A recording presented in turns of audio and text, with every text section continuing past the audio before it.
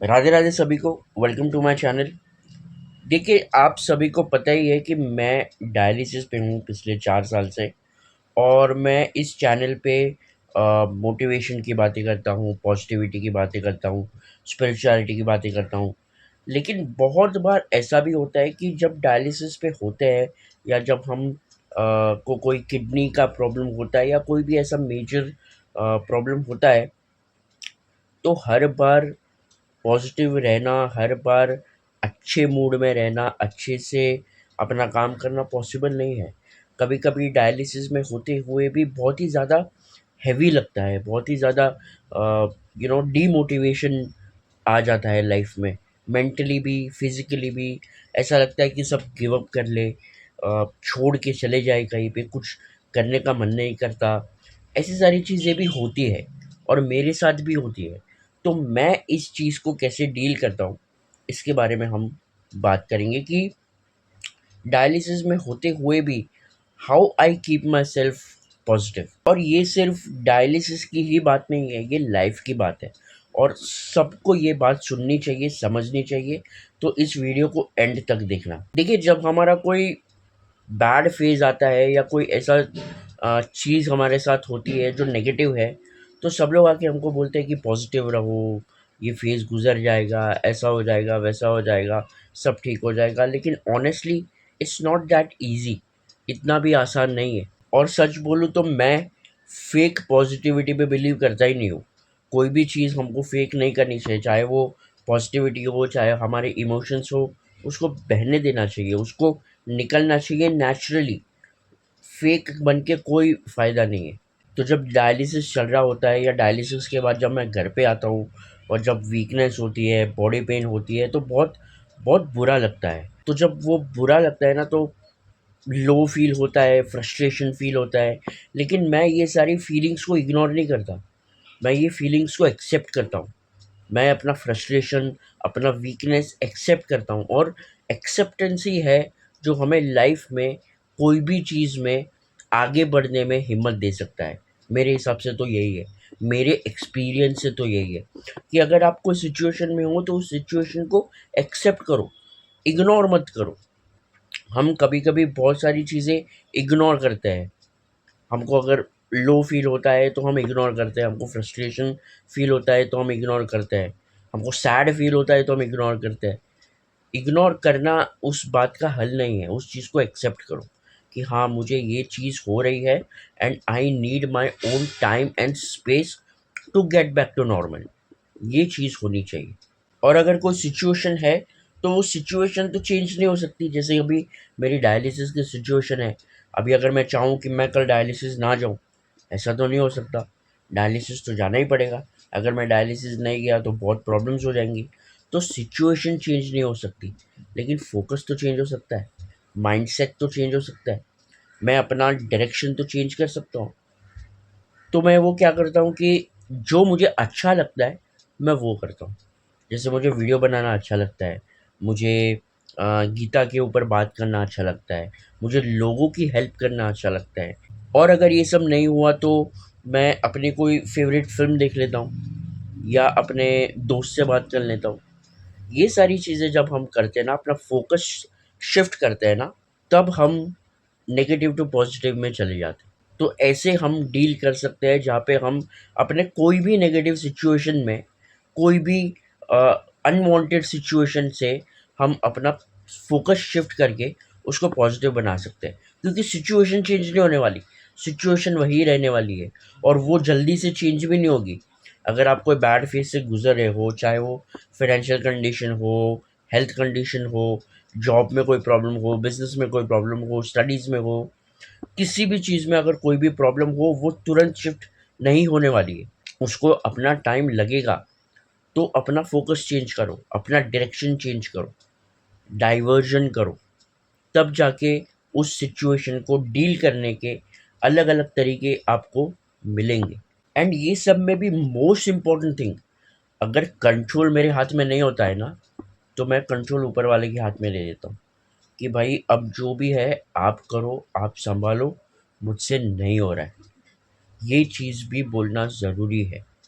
Universe को ये चीज़ बोलो कि मेरे से नहीं हो रहा है, अभी आप मेरी हेल्प करो, and universe helps you in some or the other way. आप मानो या ना मानो, आपको मेरी बातें अगर बकवास लग भी रही है, नो प्रॉब्लम, क्योंकि मैंने एक्सपीरियंस किया है। अगर मैं किसी चीज़ में टूट रहा हूँ, अगर मुझे किसी चीज़ में रास्ता नहीं मिल रहा है, मैं हार रहा हूँ, तो मैं अपना पूरा जितना भी है सब समर्पित कर देता हूँ कि अब आप सँभालो, मुझसे नहीं हो रहा है, मेरे से जितना हो सकता है मैंने किया, अब मुझसे नहीं हो रहा, अब आप सँभालो। तो ऊपर वाले पे, यूनिवर्स पे अपना पूरा समर्पण दे दो और उसको हैंडल करने दो, वो आपकी मदद ज़रूर करेंगे। क्योंकि हम सबके लाइफ में ऐसे फेजेस आते हैं जहाँ पे हमारे पास कोई रास्ता नहीं होता कि हम क्या करें, अब कैसे आगे बढ़े, कुछ नहीं होता हमारे पास। लेकिन जब हम खुद को समर्पित कर देते हैं ना, जब हम खुद को सरेंडर कर देते हैं ना, तब सब हमारे पास रास्ते मिलने लगते हैं। और ये याद हमें आता है कि जो भी हमारे लाइफ में फेस चल रहा है, वो परमानेंट नहीं है, वो कभी ना कभी एंड होगा ही। और वो कभी ना कभी एंड कब होगा, जब हम खुद ही उसका रास्ता ढूंढेंगे, खुद ही स्ट्रांग बनेंगे, खुद ही उसको एक्सेप्ट करके आगे बढ़ेंगे, तब जाके वो फेज़ ख़त्म होगा और वो फेज़ से हम आगे बढ़ पाएंगे। क्योंकि कोई भी सिचुएशन हमारे लाइफ में हो, वो परमानेंट नहीं है, वो टेम्पररी है, आते जाते रहती है। तो आगे बढ़ना बहुत ज़्यादा इम्पोर्टेंट है, एक्सेप्ट करना बहुत ज़्यादा इम्पोर्टेंट है, और उससे बाहर निकलने के वेज ढूंढना बहुत ज़्यादा इम्पोर्टेंट है। जैसे भगवत गीता में श्री कृष्ण कहते हैं कि कोई भी फेज़ हमारे लाइफ में परमानेंट नहीं है, चाहे सुख हो, चाहे दुख हो, आते जाते रहते हैं। और हमें उस चीज़ का कभी भी दुख या घमंड नहीं करना चाहिए। अगर हमारे लाइफ में सुख है तो उसका घमंड नहीं करना चाहिए, अगर हमारे लाइफ में दुख है तो उस पे सैड नहीं होना चाहिए, क्योंकि ये सारे परमानेंट फेजेस नहीं है, टेम्पररी है, और आते जाते रहेंगे, बदलते रहेंगे। हमारी लाइफ की सिचुएशन बदलती रहेगी, और वो सिचुएशन चेंज करना हमारे हाथ में है, कर्म करना हमारे हाथ में है, और कर्म करना बहुत ज़्यादा इम्पोर्टेंट है। तो अगर आप भी कोई डिफ़िकल्ट फेज़ से गुज़र रहे हो, कोई मुश्किल फेज़ से गुज़र रहे हो, तो स्ट्रॉन्ग बने रहना ज़रूरी नहीं है। एकदम ऐसे अपने आप को पॉज़िटिव फ़ील करवाना, कि मुझे कुछ नहीं होता, मुझे फ़र्क नहीं पड़ता, ये सारी चीज़ें करना ज़रूरी नहीं है। ऑफ़ कोर्स फ़र्क पड़ता है, ऑफ़ कोर्स हम टूटते हैं, ऑफ़ कोर्स हमारे माइंड में नेगेटिव थॉट्स आते हैं। तो उस सारी चीज़ को एक्सेप्ट करो, वो फीलिंग्स को एक्सेप्ट करो, और आगे बढ़ने के वेज़ ढूँढो।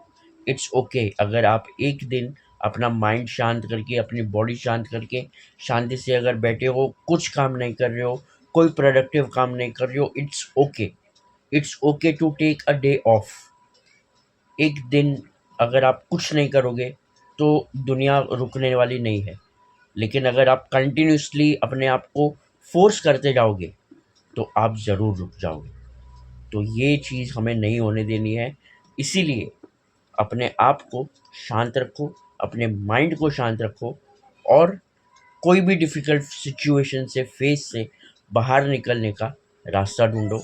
अपने आप पे और भगवान पे बिलीव करिए, सब कुछ ठीक हो जाएगा। मैं यहाँ तक डायलिसिस के 4 साल हो गए, इतनी प्रॉब्लम्स होती है, इतने प्रॉब्लम्स होने के बावजूद भी अगर मैं चलते जा रहा हूँ, that is only because I believe in my self and I believe in the almighty.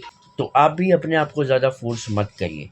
और भी अगर आपको इन चीज़ों के बारे में सीखना है कि लाइफ को कैसे हैंडल करते हैं, रिलेशनशिप्स को कैसे हैंडल करते हैं, अपने इमोशंस को कैसे हैंडल करते हैं, तो मैं भगवत गीता के लाइव कोचिंग स्टार्ट करने वाला हूँ, जिसे आप जॉइन करके, ये 2 आवर लाइव सेशन आप जॉइन करके ये सारी चीज़ों पे क्लैरिटी पा सकते हैं। तो अगर आपको जॉइन करना है तो नीचे दिए हुए नंबर पे कॉन्टैक्ट करिए, मुझसे बात करिए, और मैं आपको ज़रूर हेल्प करूँगा। अगर आप डायलिसिस पेशेंट हो और दूसरे डायलिसिस पेशेंट्स के साथ अगर आपको जुड़ना है, बात करनी है, तो हमारी कम्युनिटी जॉइन करिए, लिंक डिस्क्रिप्शन में है, या मुझे मैसेज करिए, मैं आपको उस ग्रुप में ऐड करूँगा जहाँ पे आप दूसरे लोगों के साथ बात कर सकते हैं, कनेक्ट कर सकते हैं, अपने क्वेश्चंस पूछ सकते हैं, जो सिमिलर अपनी जर्नी से गुजर रहे हैं जो आप गुजर रहे हो। तो अगर आपको ये सारी चीज़ें करनी है तो नीचे दिए हुए नंबर पे कांटेक्ट करिए। भगवत गीता सेशन अगर आपको ज्वाइन करना है तो प्लीज़ कांटेक्ट करिए, आपको बहुत अच्छा लगेगा, आपको सारी क्लैरिटी मिल जाएगी। तो बस ये वीडियो मैं एंड करता हूँ। आई होप आप लोगों को वीडियो पसंद आया होगा। अगर पसंद आया तो अपने फ्रेंड्स एंड फैमिली के साथ ज़रूर शेयर करना और उनसे कहना कि लाइफ में हमेशा स्ट्रांग बने रहने की ज़रूरत नहीं है। It's okay to take a day off and it's okay to not do anything, not do any productivity. तो मिलते हैं अगले वीडियो में, तब तक के लिए हरे कृष्णा, ओम नमः शिवाय।